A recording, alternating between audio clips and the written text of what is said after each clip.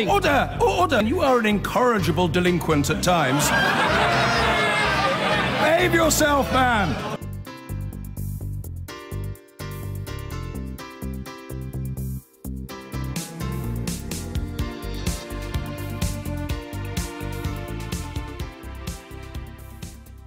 So, the journalist Toby Young has resigned from the new higher education watchdog. He's been widely condemned for making crude remarks on social media in the past and in articles, prompting Theresa May to say he'd lose his job at the Office for Students if they were repeated. But in a statement this morning, Mr Young said he decided to leave because his appointment had become such a distraction. Some of the things he said or tweeted or written in magazine articles in the past include, in 2004, he wrote about posing as a lesbian for the night and embarking on a, quote, whistle-stop tour of New York's hottest lesbian clubs with the aim of drawing lesbians into his confidence to, quote, make out with them on the dance floor. While watching Comic Relief back in 2009, he commented, "What happened to Winkleman's breasts? Put on some weight, girlie." A few hours later, he wrote, "Alan Carr has bigger breasts than Claudia Winkleman." While watching PMQ's Prime Minister's Questions in 2011, he wrote, "That's quite a cleavage behind Ed M." In 2012, during PMQs, he tweeted, "Serious cleavage behind Ed Miliband's head. Anyone know who it belongs to? Hashtag PMQs." And there are one or two really crude other ones that if I actually read them out to you on TV, I'd get into trouble from you, apart from the broadcasting regulators. Toby Young has also made a number of comments about disabled people, which have caused offence. The Conservative MP Rob Halfon is a former government minister. He's also chair of the Education Select Committee, and he's disabled. He gave us his reaction to Toby Young's resignation. Well, I think the first thing is to recognise that he's done the right thing. I think he's shown some courage to apologise for the many things that he has written, and I think he'll do a good job running the free schools that he does, and no doubt continue to be an interesting journalist. You voiced your objections eloquently to his appointment to the Universities Minister in the House of Commons just yesterday, a day after Theresa May said Toby Young could stay in his job as long as he didn't say anything else offensive. Why did you disagree with the Prime Minister on this? Well, I felt that it was the wrong decision to appoint Toby Young. It wasn't just because of the things that he had said on Twitter. It was some very dark articles where he talks about disabilities in quite a derogatory way, where he had written about supporting what he called progressive eugenics, and also had taken the mick out of working class people going to good universities. And I felt this was quite dark and uncomfortable, and I thought that if you are put on a regulator for students, for universities, it would undermine confidence in that institution if you had somebody with those kind of views in post, and I just thought it was wrong. So the Conservative government made a mistake with this appointment? I thought it was a wrong decision. I made it clear. I'm chairman of the Education Select Committee. I didn't make the decision straight away. I waited a week because I wanted to really look into what he had actually written and said. I just think that he had gone to such an extreme and crossed a boundary too far that it was the wrong appointment, and I don't think that enough due diligence was done when he was appointed. Which seems extraordinary, does it not? Because he's been writing and tweeting contrary, controversial pieces for decades. Well, he was interviewed by the chairman of the new regulatory body, the Office for Students. I don't know the process in which it was decided to appoint him. The argument was made that he had set up some good free schools. Now, that it was a good thing, but there are many other people who have done things like that, who have very good free schools, like Catherine Burblesing, for example, and I didn't understand why that meant that they had to choose him particularly. I would like to read, if I may, for the benefit of our audience, who may not know the specifics of some of the things that Toby Young wrote. Here are some of the examples, particularly to do with disabilities and inclusion. In a column in 2012, he called on the government to repeal the Equalities Act, saying, "Schools have got to be inclusive these days." Inclusive has quotation marks around it. "That means wheelchair ramps, the complete works of Alice Walker in this school library, though no Mark Twain, and a special educational needs department that can cope with everything from dyslexia to Munchausen syndrome by proxy. He went on, if Michael Gove is serious about wanting to bring back O-levels, the government will have to repeal the Equalities Act, because any exam that isn't accessible to a functionally illiterate troglodyte with a mental age of 6 will be judged to be elitist and therefore forbidden by Harriet Harman's law. And then in 2015, he wrote about technology that could allow parents to select the potentially most intelligent embryo in vitro. He wrote this, my proposal is this, once this technology becomes available, why not offer it free of charge to parents on low incomes with below average IQs? It could help to address the problem of flatlining intergenerational social mobility and serve as a counterweight to the tendency for the meritocratic elite to become a hereditary elite. Now, I read those out for the benefit of our audience. You have a disability. Our audience may not know that, a form of cerebral palsy. What does it make you feel when you hear those words that he wrote? Well, it's horrible because, I mean, I'm somebody, if I go to a building because I have difficulties with my legs and I see that there is a ramp there, I'm filled with delight.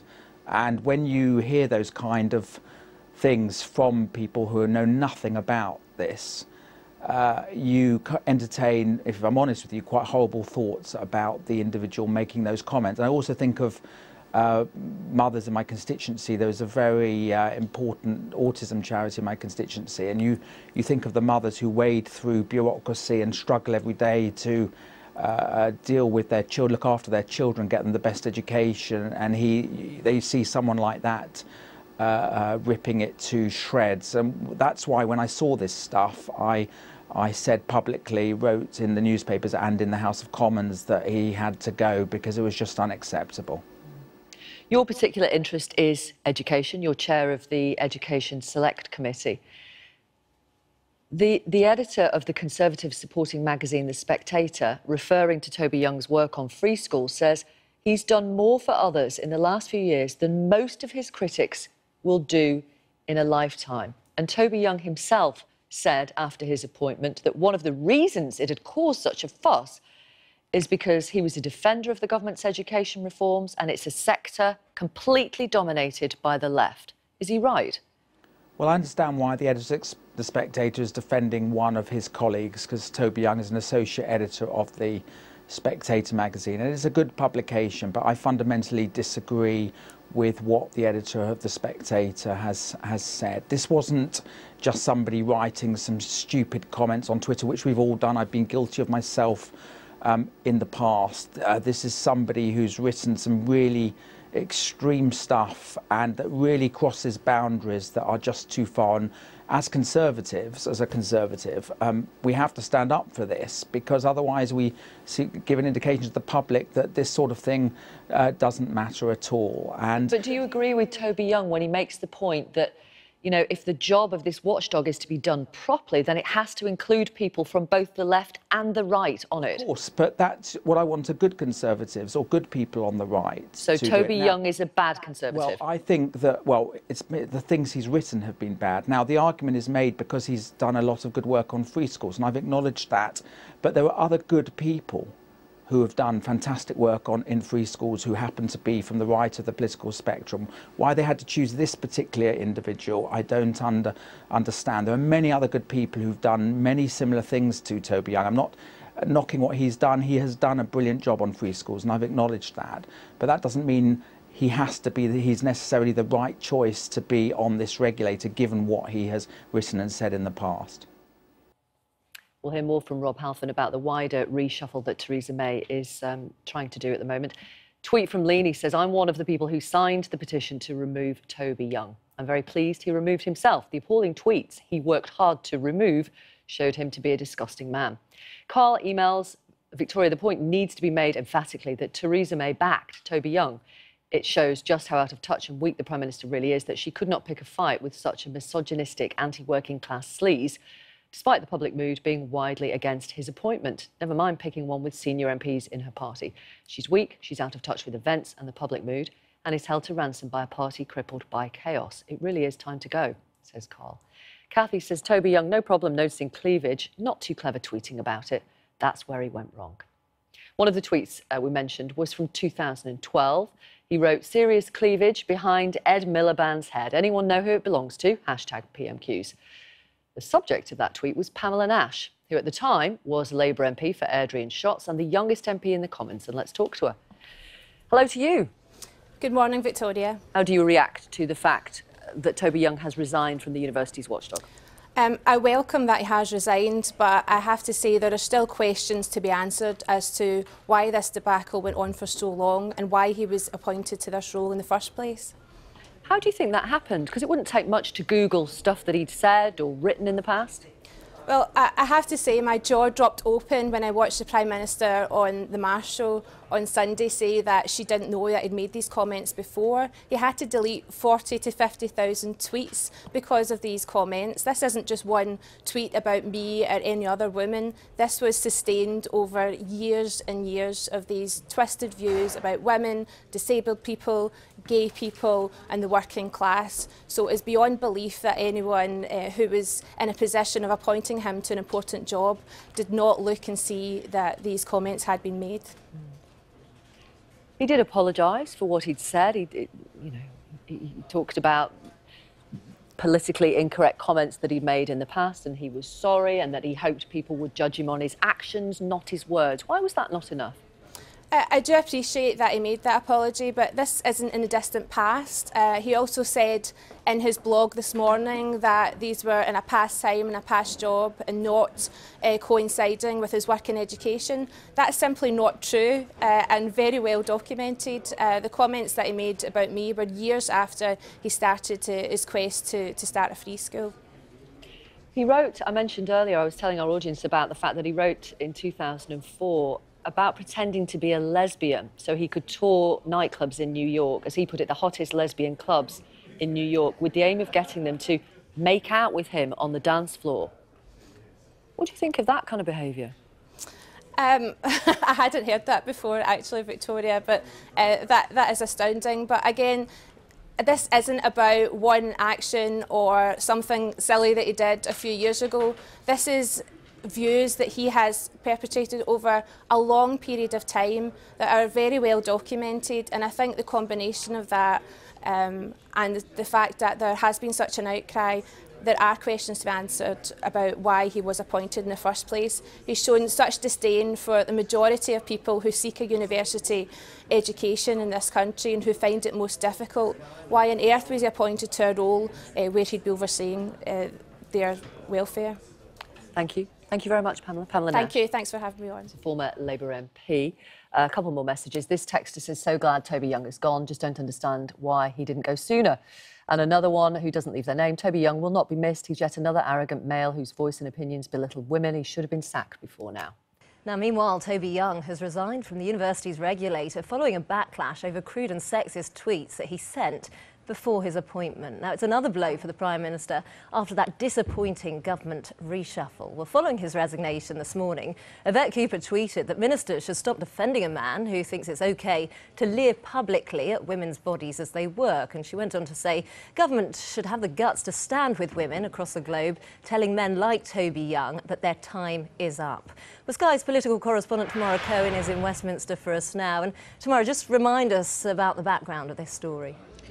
Well, of course, Rebecca, Toby Young was a journalist for many years who specialised, if you like, in saying very controversial and provocative things. Then some years ago, when Michael Gove pioneered the idea of free schools, parents setting up their own schools, Toby Young, who you can see there, who had talked about not being able to find an appropriate school for his own children, set one up in West London and then set up 3 more. So he has spent the last few years devoted to that project, which has educated hundreds, if not thousands of children. So in recognition of that, the university's Minister Jo Johnson, who is setting up something called the Office for Students, which is intended to help give university students value for money from their courses, thought Toby Young should take up one of 15 positions on the board of that organisation. And he has attracted this huge backlash as people have gone through many of the things that Toby Young has said in the past. And there's been deep unease about many of these things he said, not just from Labour politicians, politicians like Yvette Cooper, but also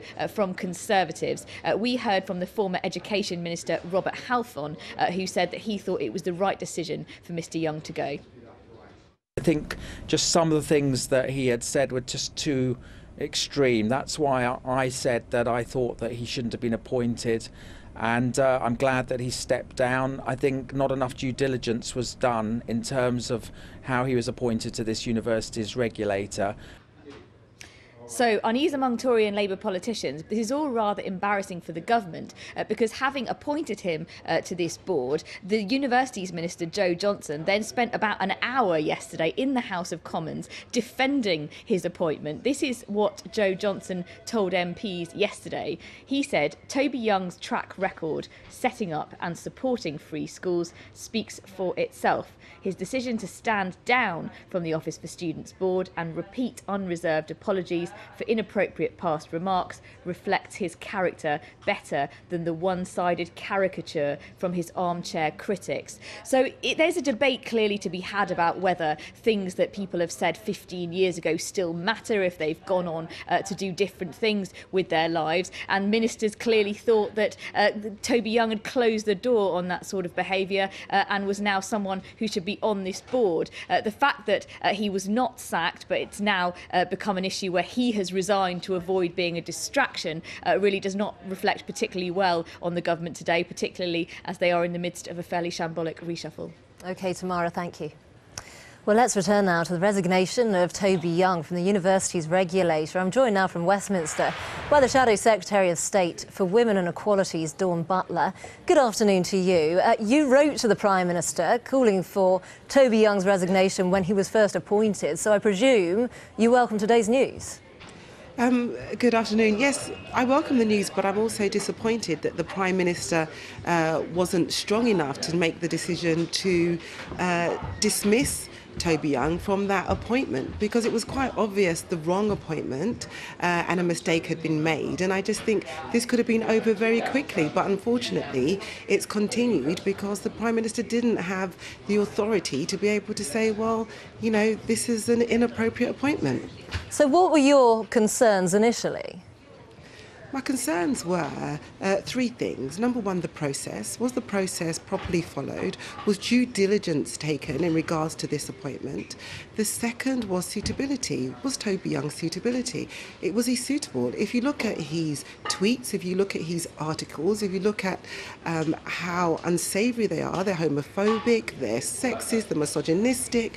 I mean, some of it, as somebody said yesterday, one of the Conservative MPs, is very dark. And the third thing was merit. Was he promoted to this appointment on merit, or was he promoted because he was mates with the Johnson brothers? He would argue that he made these tweets when he was a provocative journalist and before he got this role. Provocative journalist. I mean, there's lots of provocative journalists, and they do not talk about going out to gay bars dressed as a woman to molest lesbians. That's not being provocative. That's actually something that's quite illegal. He's talked about, you know, poor people having to look at their embryos and only having the ones that are intelligent proceed and grow. I mean, you could call it that he's being provocative, but over decades, as we've been told, he holds these views. So then you have to question, is he suitable for the role of the Office for Students? Let's cast our minds back to a couple of months ago, because, of course, the Labour Party were in a similar position when the MP Jared Amara was suspended for the sexist remarks he made. So there are some similarities between the two cases. Well, not really that there's similarities, but I was on record as saying that those comments were inappropriate. And the big difference is that Jared was punished and Toby was promoted. And that, to me, screams establishment and privilege. So there is no comparison in that, knowing that this man has been so offensive, he still warrants a promotion to a public office that is paid, that will have a budget of over £1 billion and is for the Office of Students. How on earth was that decision made in the first place? And how was it, and we've always seen how it was justified, but how could the Prime Minister really justify that position only for 2 days later for him to resign? Well, I suppose the argument for some was that he had a good history, he was the right person for the job, he had a strong history, especially when it came to free schools, supporting them and indeed setting them up. There are over 800 free schools in the UK.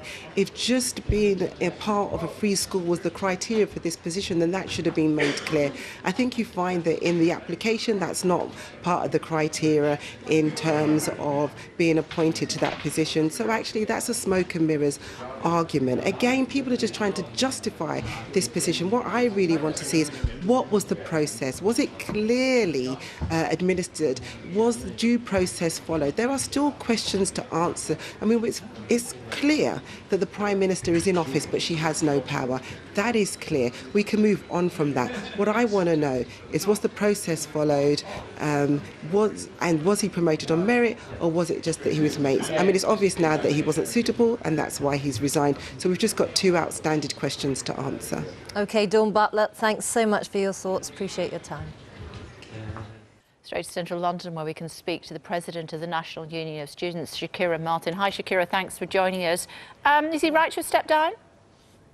Yes, I think he is right to step down. It's just a bit annoying that it's been 9 days too late.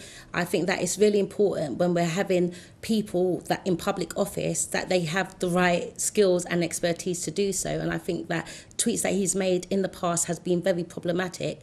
We need a board that is working in the interests of students with the skills and expertise required to be able to tackle things like student poverty and the black attainment gap. Actions rather than schoolboy gags. Sorry, I didn't hear you. Shouldn't he be judged on his actions rather than silly schoolboy gags on Twitter? I think it's really important when people take public office that they are fit for purpose, and I think that the Prime Minister and those involved in the appointment should have done research on board members to ensure that they are fit for purpose, especially for a public office position like this one, the OFS. But people change, don't they? And he is passionate about schools. You can't take that away from him. It's about the diversity of the board, and the board being made up with the skills and expertise as what is needed to work in the interests of students. You know, when we look at the board, there are loads of people from the corporate industry there. There isn't no academic representation. There's no further education representation. There's no trade union representation. To work in the interests of students, for the OFS to truly work for the purpose of students, it needs to be fit for purpose. And I don't believe that, as it currently stands, is fit to do so. But that's a wider point, isn't it? That's about who chooses who is going on the board. That's nothing to do with Toby Young and his interests in better educating our children. It is about how people are fit for purpose for a public office, and the tweets that Toby Young has made in the past has been totally problematic and offensive to many, many people across society, and therefore it tarnishes the reputation of the board. Not only that, as I keep saying, for me, my priority representing 7 million students is that the board is fit for purpose, and as it currently stands, it isn't. I think Toby Young is gone now, and I very much welcome that. Now I want to look forward on how we are going to make this board effectively operate in the interest of students. He was sorry for what he'd said as far as his tweets were concerned. He deleted something like 40-odd thousand tweets, I'm told. He was very embarrassed. It was stupid what he did, but we're all allowed to make mistakes, are we not? And on the other hand, we see the sort of work that he has done, setting up schools, doing his level best to try to help children get a better education. He may have apologised, but at the fact of the matter, this is a public office position, and he has offended many of those in society, many of those being women who are going to be students, to which this board will work in the interest of.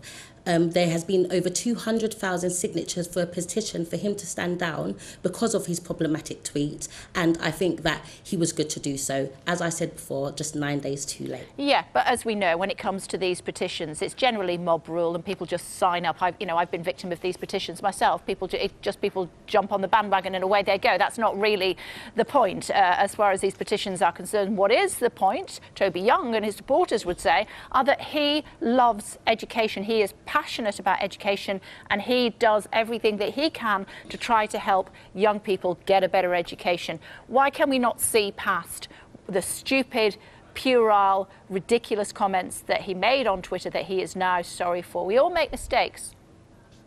So it is, as I keep saying, it is really important that people that hold these public offices positioned is a reflection of the Board of Office for Students. Now, when students feel that these people that are representing them, meant to be working in their best interest, is problematic, they have the... But why is it problematic? I don't understand why you feel it's problematic. I understand what you're saying about the comments that he's made on Twitter, but if we put that to one side and we accept that he's made mistakes... Okay, I'll tell you what it's about. Can I finish my question?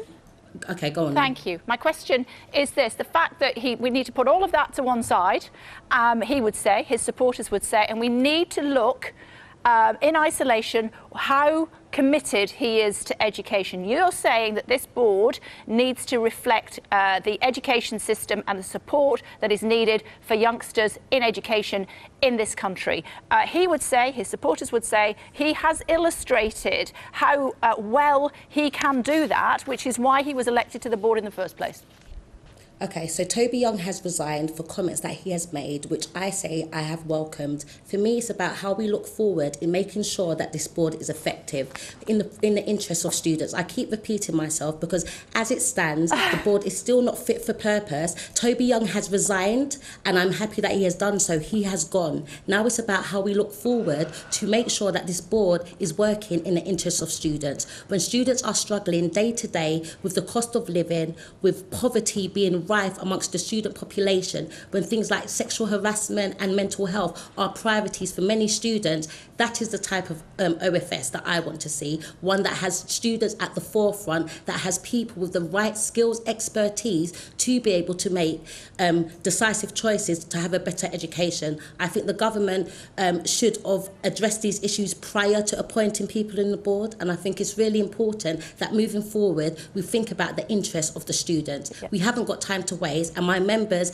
and my students, this is at the detriment of my students having the opportunity to break the cycle of deprivation. Why do you think and that is my main priority. Why do you not think he's working in the best interests of students? As I said, I think that the board as it stands isn't not fit talking about for the board, its purpose. talking about Toby Young. Comments that he has made in the past has been problematic. Which he's sorry for. He's sorry for, but it has been problematic. He's holding a public office position, and therefore it's really important that that reputation, the reputation of the board is credible. And the comments that Toby Young has made in the past has not been credible. Therefore, students and those in the sector are not happy with him being a part of the board. Moving forward, Kay, to be quite frankly honest, when I go around and I speak to my members every single day, student poverty, debt is their priorities. And for me, as the president of the National Union of Students, that is my focus and that is my priority. Yeah, and to ensure that this board... Sure, so I'm guessing... No, let me just...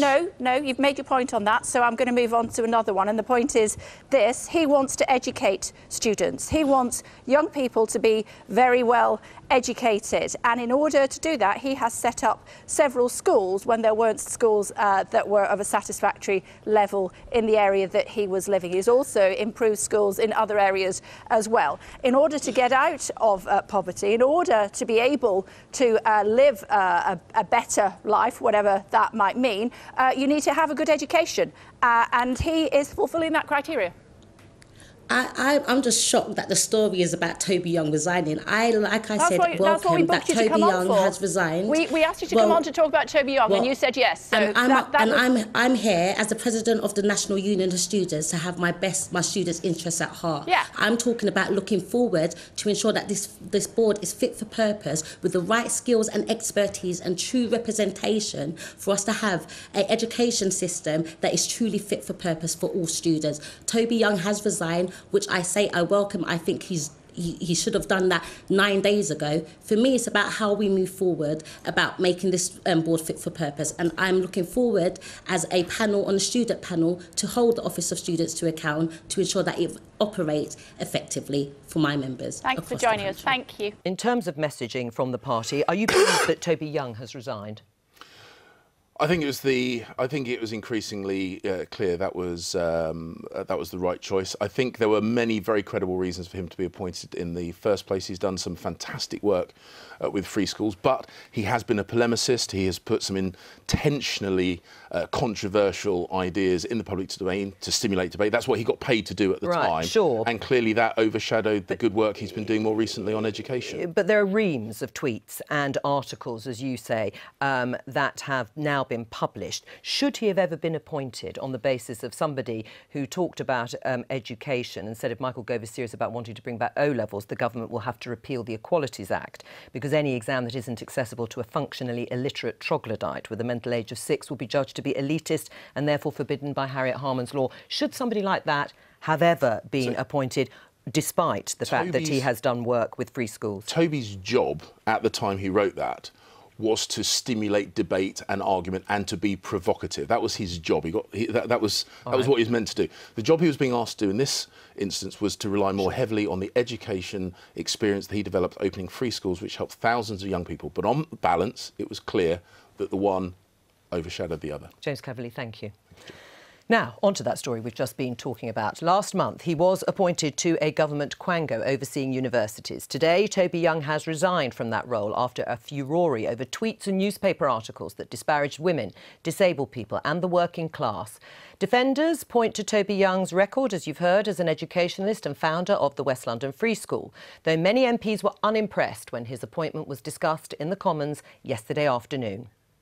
I am flabbergasted, and it's beyond me how the Minister can stand up and support this appointment. As the Prime Minister said yesterday, Mr Young, since these comments and tweets, has been doing exceedingly good work in our education system. And it is for that reason that he is well placed to make a valuable contribution to the work of the board of the Office for Students, where he will continue to do much more to support the disadvantaged than so many of his armchair critics.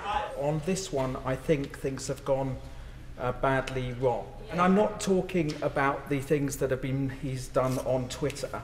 What I'm more concerned about is some quite dark articles where he talks about the disabled, where he talks about working classes, and much more significantly in 2015, and I have the article here, on what he calls progressive eugenics.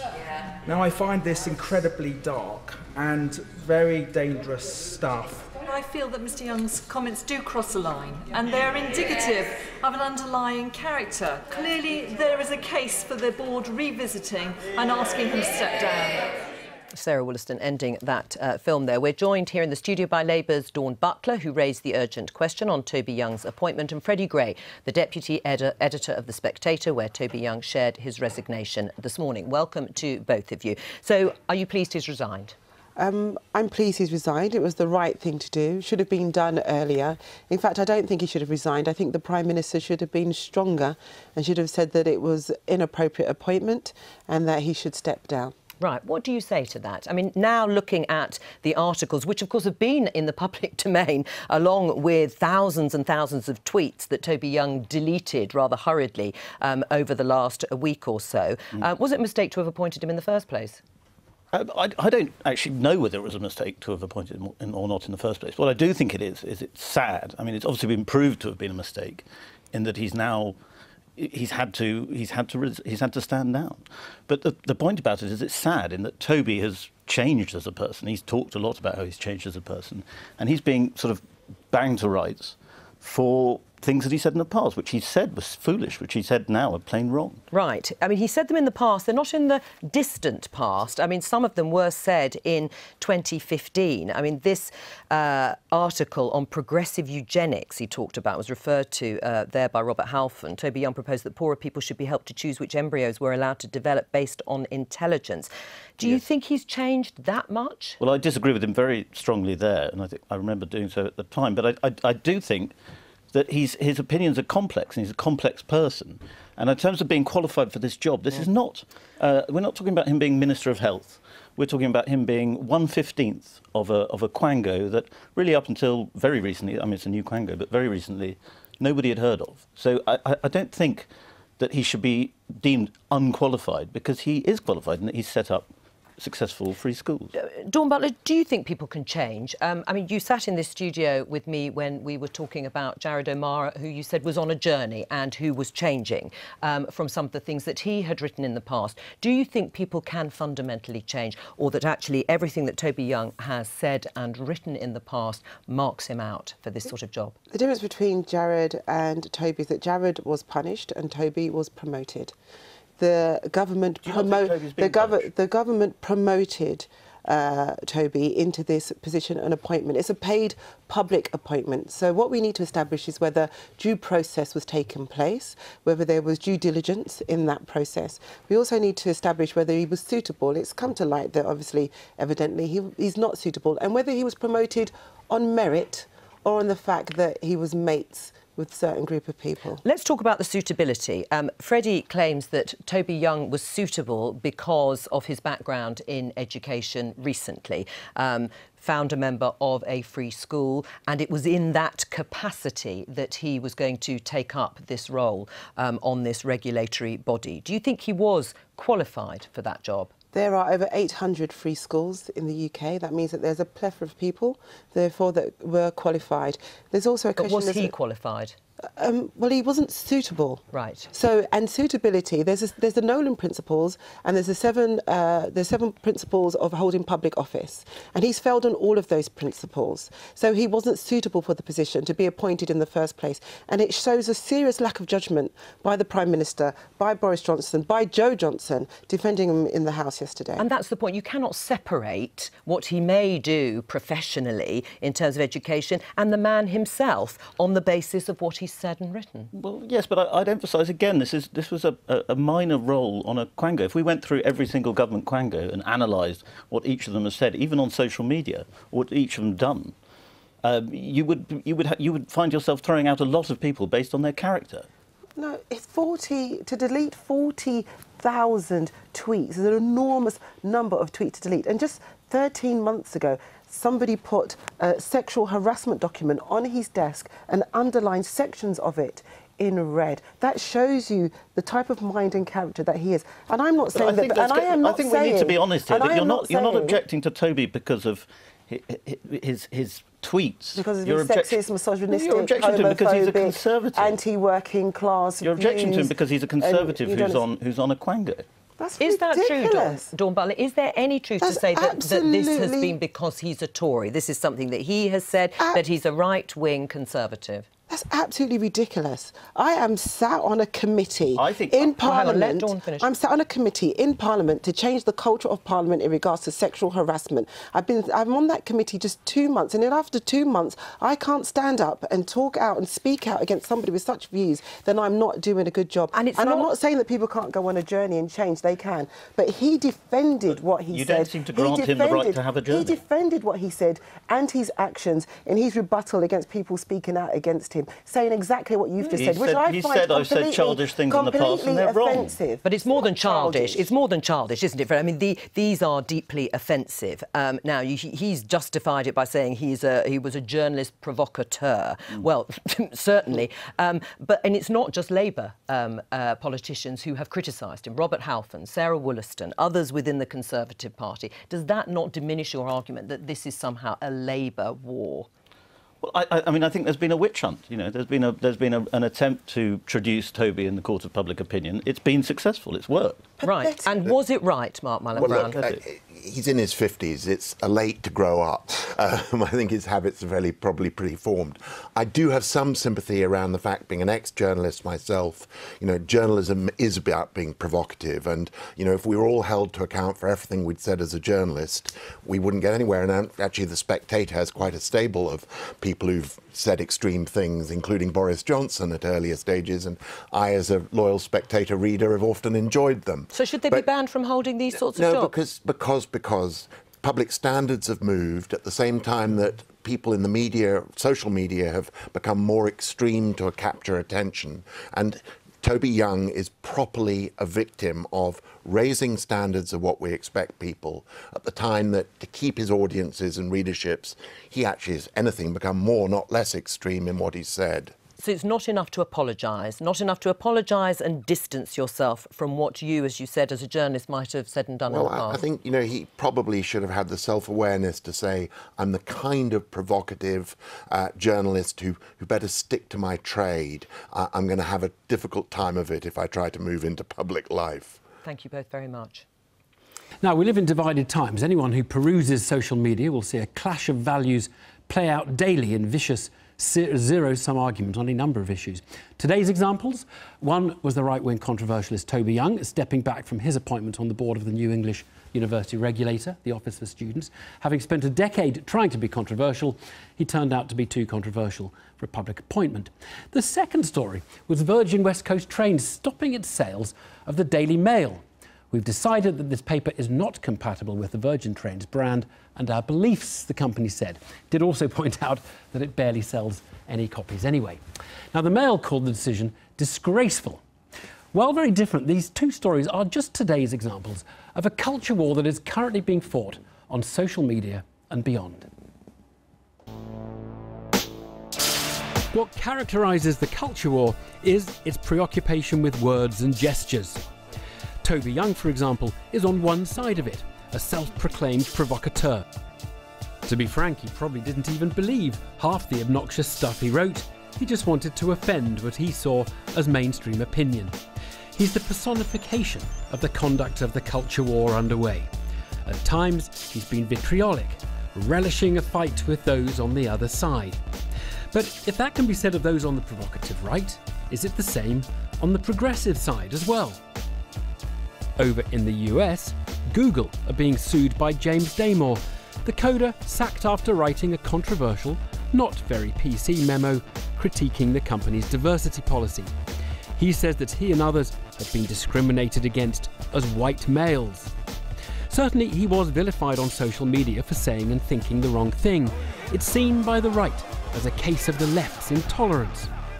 Every day, these kinds of arguments are erupting, even where they don't need to. Like Virgin, they're not banning customers from bringing their own copies of the Daily Mail onto their trains, obviously, but justifying the decision not to sell the Mail in terms of politics rather than commerce ramped this up as another divisive issue. Again, on social media, the debate polarised around extreme positions expressed strongly. Each side's undoubtedly sincere in its thoughts and really believes the other is a threat to either decency or free speech. But is the virulent argument a healthy sign of a vibrant debate, or a sign that shared values have more or less evaporated? Build that wall, build that wall, build that wall, build that wall, build that wall, build that wall, build that wall, build that wall.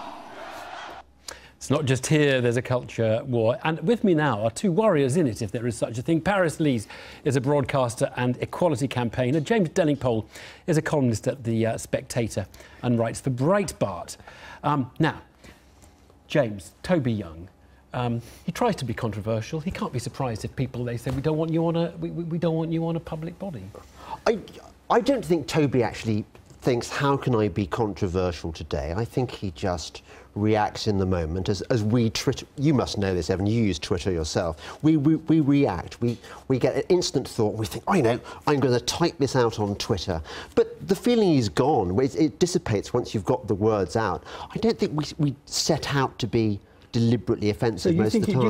You think he's been badly treated? I mean, I'm not even going to recount some of the things. I think we're talking about separate issues here, aren't we? We're talking about, does Toby Young say some spicy things on Twitter? Yes, he does. Should Toby be on the Office for Students board? Yes, he should. They're completely different things. Right. He's worked in the educational sector. He's a good man for the job. Paris, can I ask you, do you see some value, and maybe not Toby, but do you see some value in provocateurs trying to challenge your views and those of your you know, your friends who probably think quite alike on most of the issues. Well, absolutely, and I've written things that people would probably deem to be provocative in the past, but the idea that Toby Young doesn't set out to do that, this is the man that republished Julie Burchill's hate-filled rant against trans people that described us as bedwetters in bad wigs and dicks in chicks' clothing. This man shouldn't be anywhere near students when we know that 45% of young trans people in the UK have attempted suicide. So for me, this is about bullying. And are we saying it's OK to bully people now? No, I don't think it is, and I'm really glad that people are starting to wake up to that. Can I ask you, James, about the sort of the manners? A lot of Twitter. I mean, look at some of your stuff. It's just not very well mannered, is it? You know, I mean, would you agree with that? That you have bad manners? The terrible thing is, Evan, that secretly in the green room before that we came on, Paris and I have been getting on like a house, but forget Paris. You wrote. I just want to take one example. Probably our natural mode in real life is that we're delightful people, but sometimes that maybe Twitter brings out our kind of edgier side. So do you stand by what you put on Twitter? I mean, I'll just take one example. This is when are we allowed to say that Brendan Cox is a total arse? That was December, so 6 months after his wife was assassinated. I think, do you know what, Evan? I think he probably would have tweeted something to provoke this. My general Twitter policy, this is just me, I can't speak for Toby Young or Paris. No, wait a second. My policy is, if somebody says something really, really stupid, then I am going to. But can't you be well-mannered? Can't you try and reach out, accommodate, understand where they're coming from and correct them? Because one thing that characterises all of this is people go from zero to shouty, angry, sweary without any of the steps in between. In the great scheme of things, how bad is calling somebody an arse? No, I do think this is something that I've been thinking more about recently, in the sense of, am I complicit in this? You know, because I think there are people that would regard me as quite a hostile, angry person. You know, have called people bigots before, have said things that maybe I've regretted, and I think that actually it is going a bit far. Actually, and I think that things are getting really, really, really polarised, and I think we all do need to kind of look at our role within that and how we've let it get this bad. But the key thing, I mean, you've taken great joy today in the fact the Daily Mail isn't on the Virgin trains. Yeah, I know you're just sort of cheering and clapping. Have you ever tried to reach out to the very many readers? It's the best read newspaper in the UK. Who like the Daily Mail and said, let me see if I can understand where you're coming from, as well as you understanding where I'm coming from. Well, Evan, it's funny that you should ask me that, because I helped co-found All About Trans, which I believe you've taken part in. We go around taking young trans people to meet people in the media. Oftentimes, you know, the people that produce shows like this have never actually known you. But that's you trying to get them to understand you. I'm asking whether you have tried to understand them. Well, of course, when we come to meet people, we're trying to understand what their level of understanding is. You know, not not about your understanding of them. Of course, we're trying to understand where they're coming from and try to further the conversation by, you know, realising what their awareness is. Let me put the same question to you, James. Do you ever seriously try and engage with anybody who thinks differently to you? I think we need to differentiate between, on a personal level, should we all get along? You know, when we meet somebody at Glastonbury, should we, having a spliff with them maybe? Yeah, great, peace and love, man. But there are certain... I think it's very, very silly to imagine that if only we all agreed and got along somewhere in the squishy middle, then the world would be a better place. There are certain issues in the world where there are very different views on the economy, for example, on the size of government, on what to do about immigration. You're never going to get this neutral point in the middle where the rightness and truth is. I'm so sorry, we really have to leave it. But you've had a really constructive... What about my free speech, Evan? Yeah, no, I'm really sorry, we overran on the first discussion. Thanks so much, both of you.